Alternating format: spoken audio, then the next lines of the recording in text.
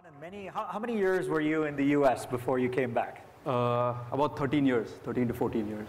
And what was the dream that brought you back to? I know you were at Yahoo, and then you moved back here to work for Airtel.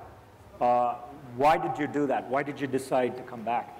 Sure. So, I think like most people who probably decided to go study and work in the Valley or anywhere in the US, it was motivated by impact. It was motivated by, a chance to go do interesting work, etc. And the points that have been made earlier today around 10 years ago, 15 years ago, if someone like me who was 21, 22 years old went out and tried to start a company or try to build a company at scale, it would be very difficult to sort of build product-centric, innovation-centric companies. And I think every year or two, I would sort of try to stay in touch with companies that have been created in India. And I think a couple of years ago, it became pretty clear that there was something very special going on. I sort of distinctly remember this time when Delhi and Bangalore felt like the Valley in 1999 when I moved to study in Stanford.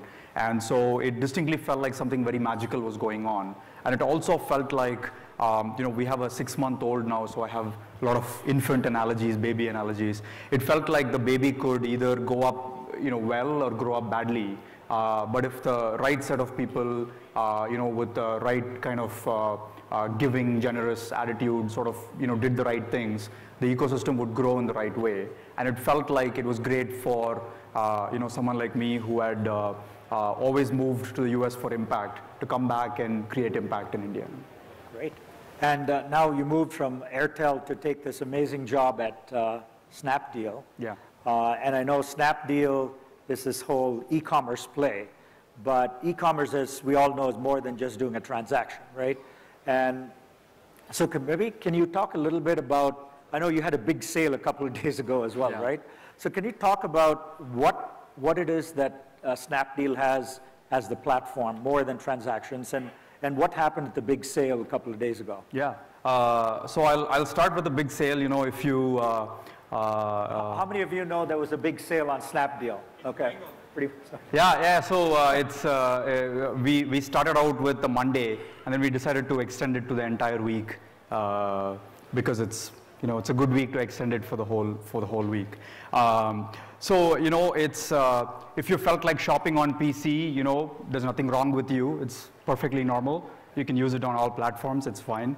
There's nothing abnormal about that. So I think if I just step back, I think the thing that drew me to Snapdeal was just impact, right? Again, this theme of impact is something we think about very deeply. It was started with this intention that as India grows, it has to grow with digital inclusion. And a lot of people who are very successful business people offline, they're usually very reluctant to go online. And oftentimes they might set up a store, they might have an online site, but getting traffic is very hard. And the payment infrastructure that then needs to work around the clock is hard to get right.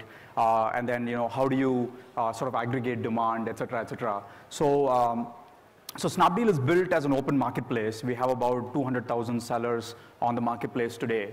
We have a vision of getting 1 million people online and helping them be successful on Snapdeal. Today, amongst our seller base, about 30% are women entrepreneurs who are often online and starting a business for the first time, which is again a huge kind of inclusion and empowerment story. And what I found just during Airtel, I got to travel the length and breadth of India. Anyone who tells me that the dreams of any Indian entrepreneur is any smaller than anywhere else in the world, it doesn't know what they're talking about, right? The dreams of Indian entrepreneurs, however tech savvy or not tech savvy they are no less bigger than any other entrepreneur anywhere else in the world. And so this, thank you. Yeah, so and so this idea of empowering them to be very successful online is something that gets us really, really excited. So, one of the things that you might have noticed is, this is where the geek in me sort of like, always laughs when this happens, is that some of you might have noticed that yesterday for about 6 to 9 hours, Flipkart's sale had a lot of out of stock right? This is because they are the seller of record, right? And so when they run out of stock, they have to display an out of stock for that item. But because we're an open marketplace, we empower multiple sellers to sell the same item. And so when one seller runs out, we can immediately increase liquidity by having another seller sell the same item, right? So the demand from the consumer never goes down, especially when you have such a well-marketed sale. And so this liquidity that you can do in terms of bringing the buyer and the buyer and the seller together is incredibly potent in terms of when you're an open marketplace, right? So that's probably the biggest part of the physical goods marketplace. The bigger sort of trend that again gets us very excited is, I think in India, multiple categories are coming online, right? So, digital goods are coming online, people are buying luxury goods online, people are buying financial services online. How many of you have bought like something like an insurance or a credit card or something online in the last 12 months, right? So our sense is, those kind of services will come online as well. And so we want to sort of go after consumption across multiple categories. But the basic infrastructure that we've built comes in very handy. And very recently, we also launched a payments infrastructure, which sort of, we call it the string of pearls, where all these individual categories have apps and ways of getting their work done, which is the pearls. And then things like payments, things like a common account, et cetera, sort of tie them together. And so we call it the string of pearls strategy within the company. Coming back to that, if you recall, a couple of weeks ago, we were sitting in San Jose during Prime Minister Modi's visit. Yeah. And if you remember, I had a small problem with my cell phone. And you guys were trying to Google it, you and another Stanford guy who shall be unnamed, trying to Google it, trying to find out how to fix it.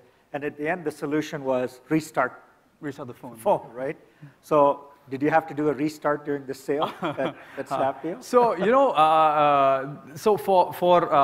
so we've been having this mantra like the last 2 weeks. So we've had two big sales in the festive season.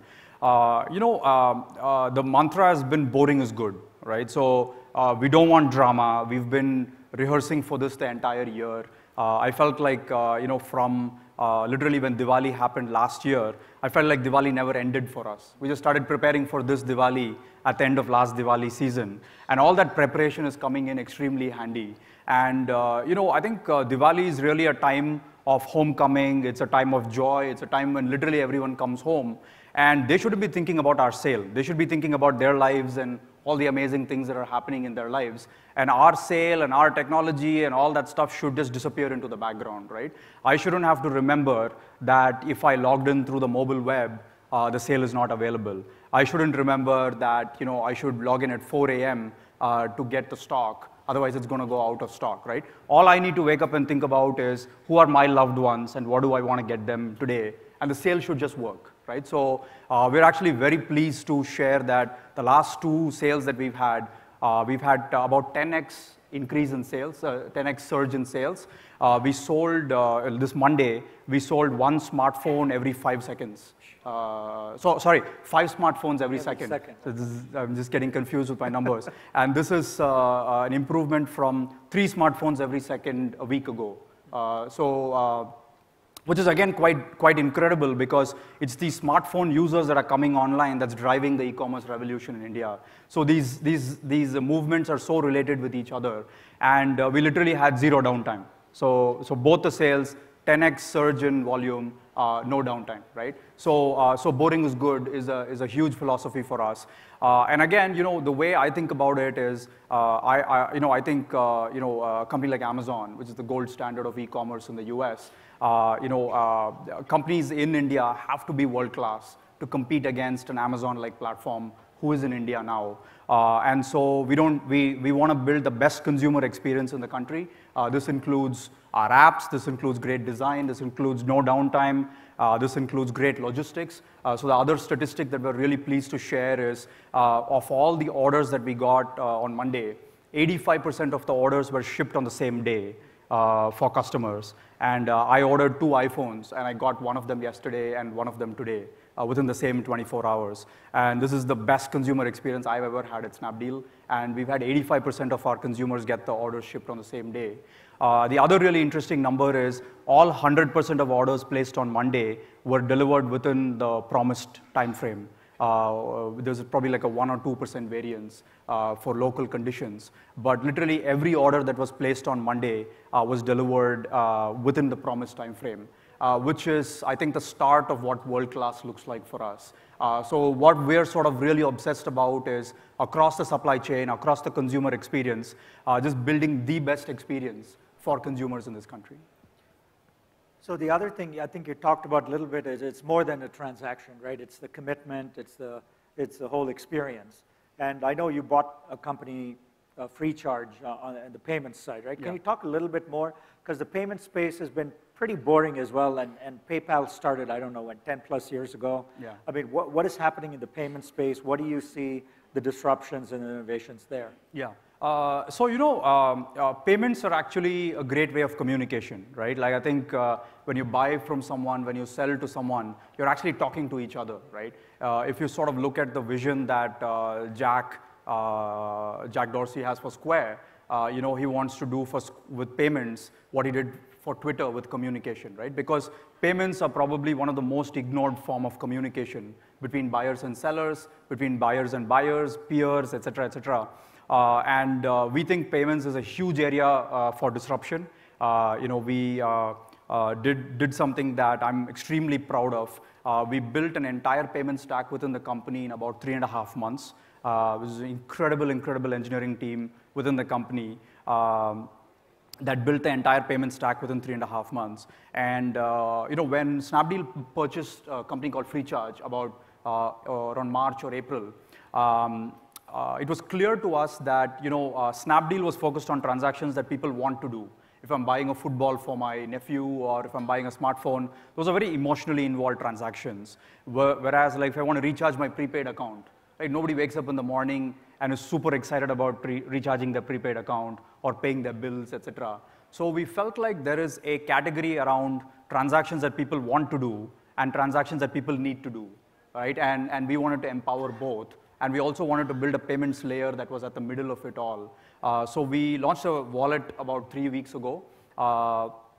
Again, really excited to share that we're on track to have 10 million daily users. I think it's probably the fastest product in the history of Indian products to get to 10 million daily users a day in payments. And users have been extremely positive in their response. And I think we wanted to get it in time for Diwali because what happens in India is every year, a lot of people discover e-commerce for the first time during Diwali, right? Not unlike many other countries where category is being created. So we found that every year Diwali traffic goes up by a few 100%. That's not surprising. What is very surprising is that the week after Diwali, it doesn't go back down, right? That becomes a new normal, and that now becomes the base for the next year. And so for us, being ready for Diwali is actually not just being ready for Diwali, but it's actually survival because that traffic now becomes the baseline for the next year.